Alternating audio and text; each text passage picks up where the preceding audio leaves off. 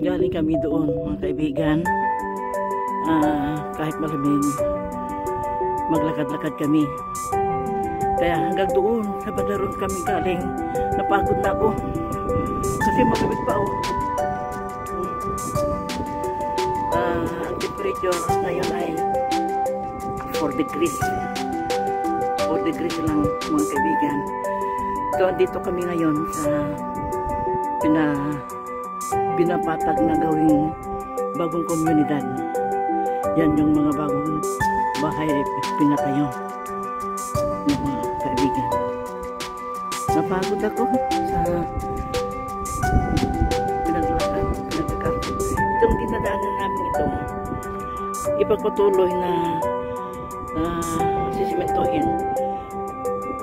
Kasi sa Badaron sa amin, sementado na ito bagong ipapatayong komunidad. Ayan, yung karugtong ito ay sementado na mga kaibigan.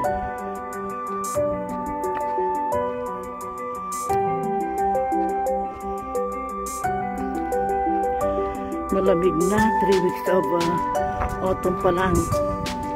Malamig na. Kasi ang susunod sa autumn na season mga kaibigan ay winter.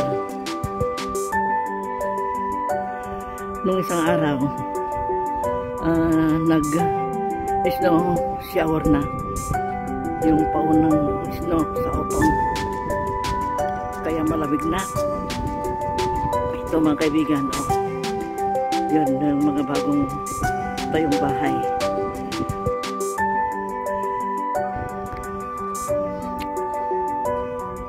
Gagawing bagong komunidad. Dadaan kami dito papunta sa pond. Titingnan namin kung may mga wild fish pa doon. Kasi nagsimula ng lumamig. Kaya nakahud na kami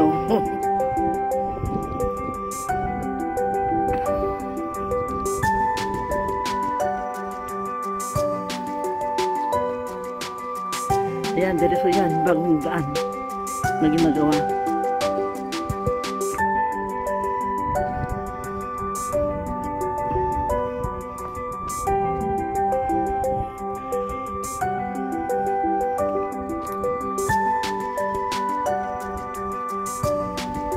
Ay, pagod ako. Kahit sa Badaron mga kaibigan, bagong tayong bahay. Ayan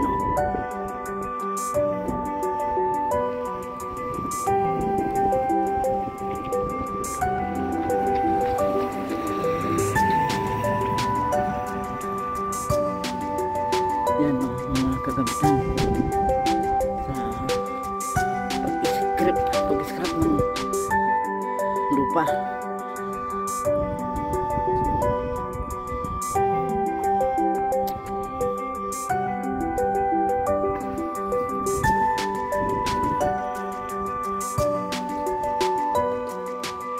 Yung burol na yan, kapatagin yan. Kapatayuan ng mga bahay. Kagaya nito mga bagong tayong bahay, mga ito.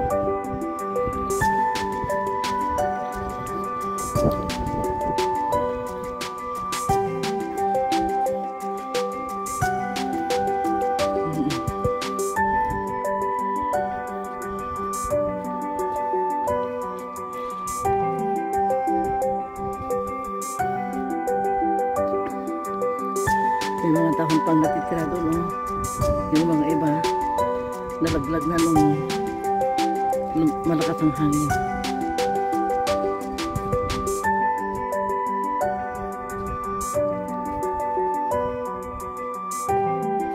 Hanggang dito muli mga kaibigan, pagpatuloy ko mamaya pag andun na kami sa pond.